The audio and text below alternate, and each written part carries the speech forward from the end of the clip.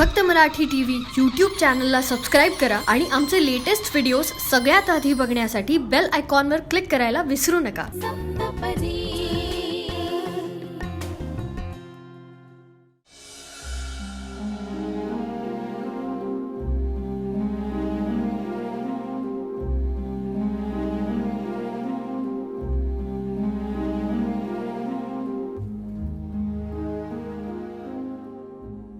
गावाहून पत्र आलंय, बघा ना.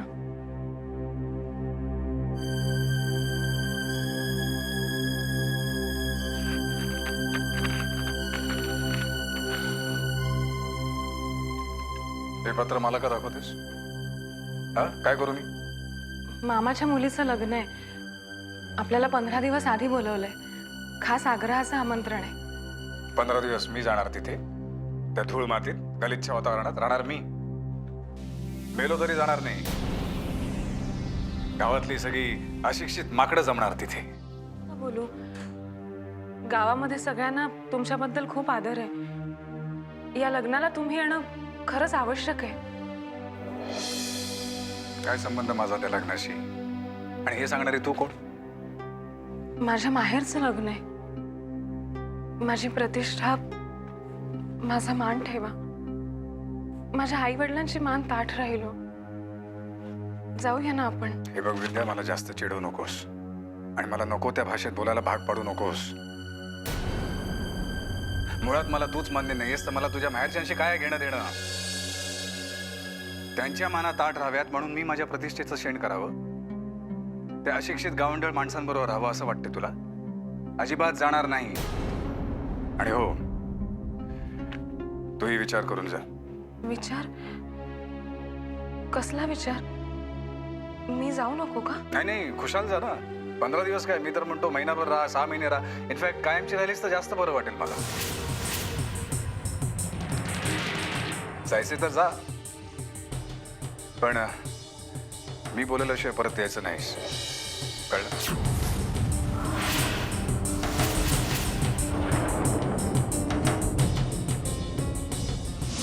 अविनाश, तू उगीच नाट लावू नकोस. विद्या लग्नाला येणार आणि माधवही येणार. वेडीएस, फार फार तर विद्या लग्नाला येऊ शकेल, पण माधव नाही येणार लग्नाला. अरे जो आपल्या आजारी असलेल्या आईला भेटायला येत नाही तो लग्नाला काय येणार? येतील. तू कितीही घाणेरडा विचार केलास ना तरी पण तसं होणार नाही. आणि अविनाश, एक ना एक दिवस तुला तुझ्या या घाणेरड्या विचारांची लाज नक्की वाटेल.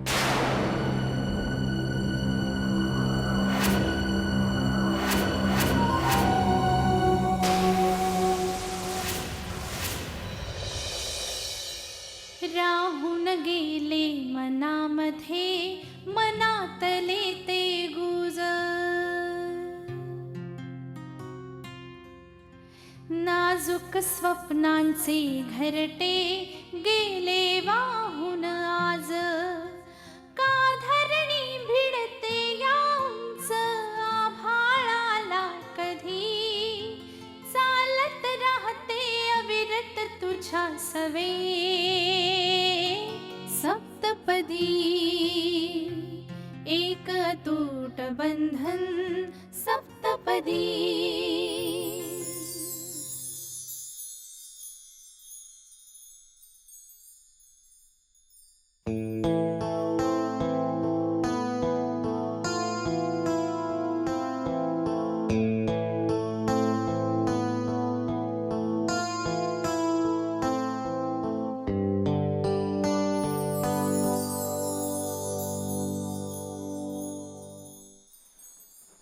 झालात तयार? उद्यापासून मी नसेन तुम्हाला उठवायला. अर्थात त्याने तुम्हाला काहीच फरक पडणार नाही. मलाच आपली काळजी.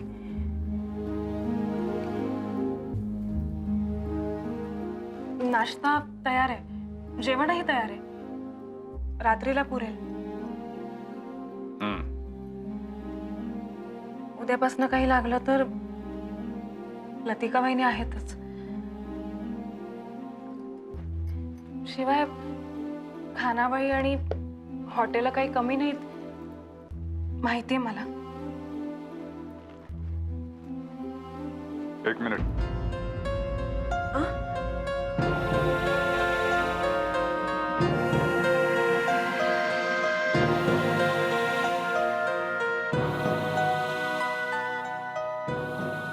देवाची स्थापना केली आहे.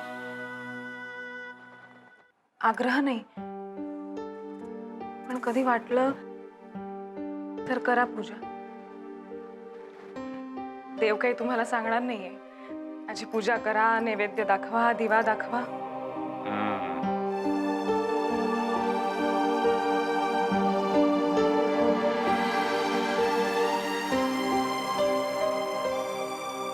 आठवडाभर तरी कपडे इस्त्रीला द्यायची गरज नाही. मोजे धुवून ठेवले, बुटांना पॉलिश केलंय, डझनभर रुमाल सुद्धा तयार आहे.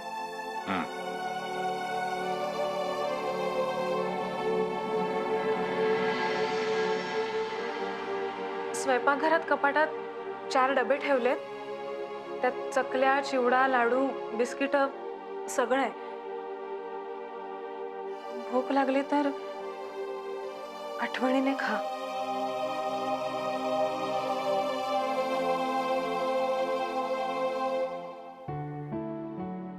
जमलं तर सिगारेट जरा कमी ओढा, म्हणजे खोकला नको व्हायला.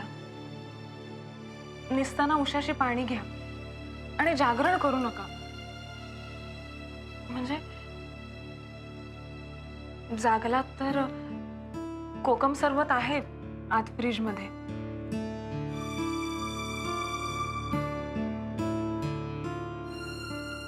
निघू मी?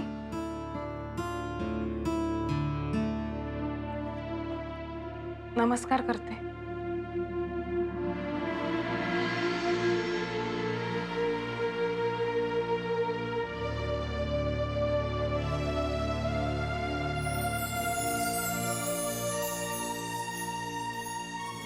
आशीर्वादाची गरज आहे,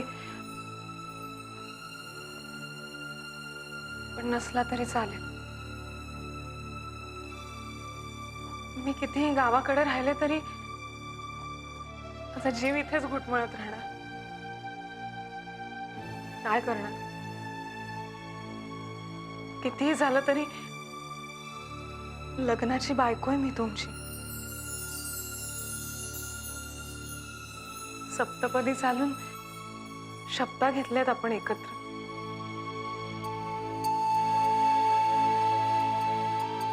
तुम्ही जरी नको येऊस म्हणालात तरी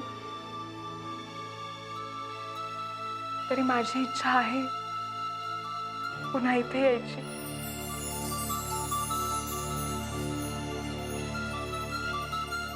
वाट बघेन पत्राची.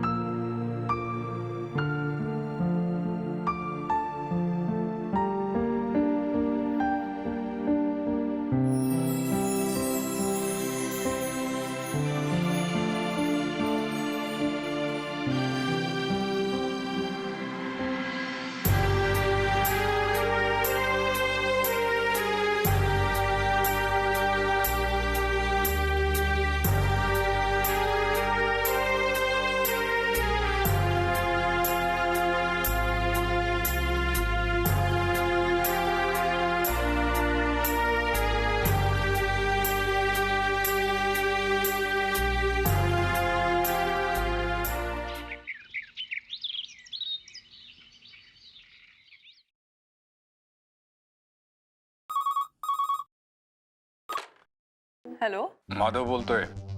अरे माधव, मी तुलाच फोन करणार होते. काल खूप डिस्टर्ब वाटलास रे. खरं तर मी विचार केला की तुझ्या घरी येऊन जावं, पण म्हणलं उगाच. असो, आज एकदम सकाळी सकाळी फोन? कारण अनेक दिवसानंतर आजची सकाळ नेहमी सारखी आली. विद्या गावी गेली. काय? अरे पण एकटीच? ऑफकोर्स, एक प्रकारे तिच्या मामाने कृपा केलीच म्हणायची.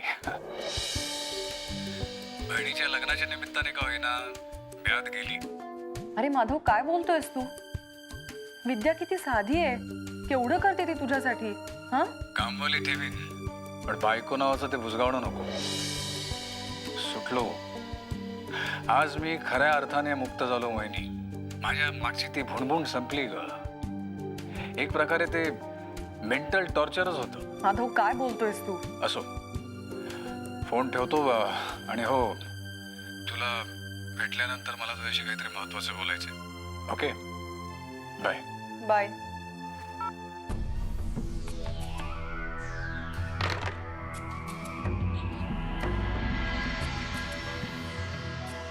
काय स्वतःच्याच विचारात हरवलीस ना? जीज, मला कधी कधी माधवच्या वागण्याचं बोलण्याचं खूप नवल वाटतं. मला नेहमीच वाटतं. असो, काय झालं काय आज? अरे विद्या तिच्या बहिणीच्या लग्नासाठी गावी गेलीये. बिचारी. फार विचारच करू नकोस ना या गोष्टीचा तू. हं? नाही नाही, म्हणजे मला माहिती आहे की मी हे सांगणं खूप सोपं आहे, पण तू तसं वागणं खूप कठीण आहे. तरी सुद्धा मला जेवढा माधवचा स्वभाव कळलाय ना, त्यावरून सॉरी टू से बट तो फक्त स्वतःच्या मतांचा, सुखाचा आणि सोयीचा विचार करणारा माणूस आहे. त्याला स्वतः पुढे दुसऱ्या कुणाचंच महत्व वाटत नाही. जीज, नाही नाही, एक मोहिनी, मला माहिती आहे की तो तुझा खूप चांगला मित्र आहे, उत्तम लेखक आहे, समाजामध्ये त्याला प्रतिष्ठा आहे. त्याचे विचार ऐकणाऱ्यांना, वाचणाऱ्यांना थक्क करून टाकतात. तरी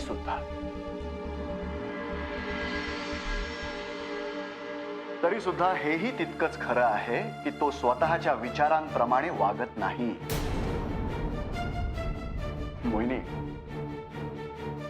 देवाला देवत्व तेव्हाच प्राप्त होतं जेव्हा त्याला भक्ताच्या श्रद्धेची जोड मिळते. मग मला सांग, माधवला विद्याचं प्रेम का दिसत नाही ग? स्वतःच्या वडिलांबद्दल त्याला आदर का वाटत नाही? नात्यांशी एकनिष्ठ का नाही तो?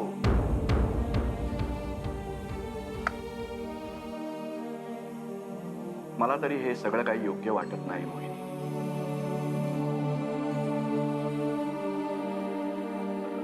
हे बघ, माझं म्हणणं इतकंच आहे की तू त्याच्या पर्सनल आयुष्यामध्ये गुंतू नकोस.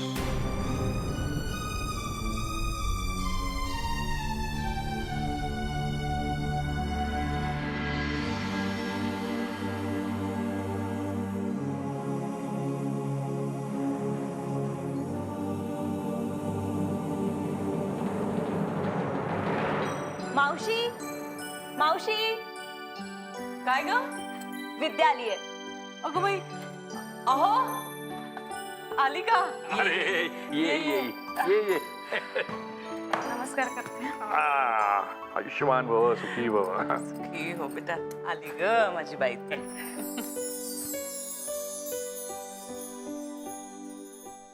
मला वाटतं विद्याच्या मनाचा, भावनांचा विचार व्हायला हवा होता. बिचारी एकटीच गेली माहेरी. तिच्या माहेरचे तिला आता किती प्रश्न विचारतील. एकटीच का आलीस? नवऱ्याशी काही भांडून नाही ना आलीस? हा, तो विचार मला करावासाच वाटला नाही, कारण मला त्या नात्यामध्ये गुंतायचंच नाही.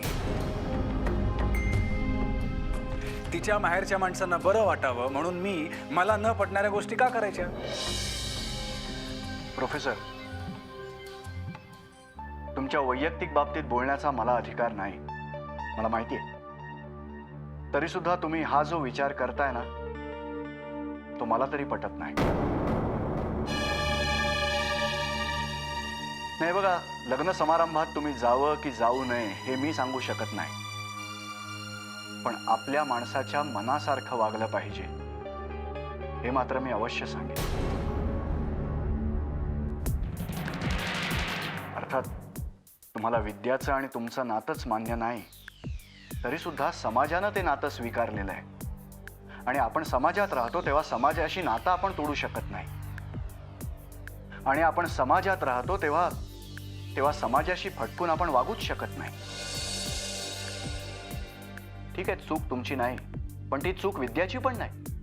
पण शिक्षा मात्र फक्त विद्यालाच मिळते प्रोफेसर, आणि हे बरोबर नाही. हे बघा, ठीक आहे, जे घडून गेलं ते गेलं. पण काही गोष्टी या कर्तव्य म्हणून, सामाजिक बांधिलकी म्हणून जपायच्या असतात. आपल्या मनाविरुद्ध असलं तरी सुद्धा काही गोष्टी या केवळ घरच्यांसाठी कराव्या लागतात आणि काही गोष्टी या आपल्या माणसांसाठी म्हणून करायच्या असतात. इतिहासातच पहा ना तुम्ही, महात्मा ज्योतिबा फुले, अहो त्यांनी स्वतःच्या पत्नीला सावित्रीबाई फुलेंना शिकवलं, घडवलं, त्यांना मान सन्मान मिळवून दिला. धोंडो केशव कर्वे, राजाराम मोहन रॉय, किती उदाहरणं देऊ तुम्हाला. त्यांनी स्त्री स्वातंत्र्याचाच विचार केला, त्यांना उदात्त कसं बनवता येईल याचा विचार केला. मी समाजसेवक नाही डॉक्टर, इतक्या उदात्त भावना मला पेलवणार नाहीत. पण तुमच्या लिखाणात तुम्ही तसं लिहिता प्रोफेसर. स्त्री स्वातंत्र्यासाठी, स्त्रीला दर्जा मिळावा यासाठी तुमचं लिखाण असतं ना. मग मला एक सांगा प्रोफेसर, हे फक्त तुमचं लिखाणच असतं की त्यामागे तुमचे खरेखुरे विचारही असतात? अर्थात विचार, पण म्हणून मी जबरदस्ती सहन करणार नाही. माझ्यावर मतं लादणाऱ्यांच्या विरुद्ध मी बोलणार. विद्याला मी पत्नी म्हणून स्वीकारूच शकत नाही, कारण हा त्रास मला सहन होणार नाही. त्यापेक्षा मी माझी सुटका करून घेईन. सुटका म्हणजे? हो, माझ्या व्यक्तिमत्वाला शोभणारी, माझ्या विचारांना समजू शकणाऱ्या मुलीशीच मी एकनिष्ठ होऊ शकतो. त्यासाठी मी विद्याला दूर करू शकेन. शक्य झाल्यास दुसरं लग्न करू शकतो.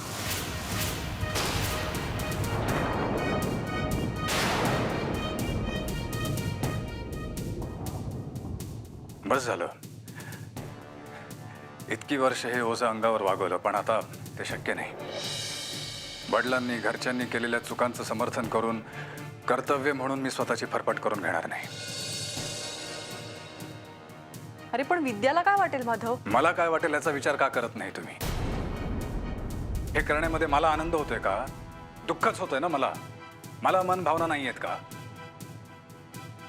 पण जगण्यासाठी काही कठोर निर्णय घ्यावेच लागतात आणि ते मी घेणार.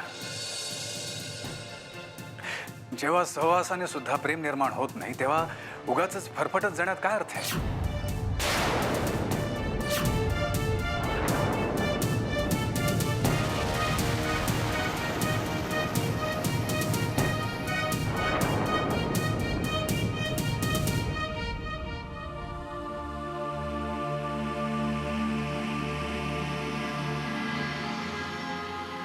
बघितलंस कसं बोलून गेला ते?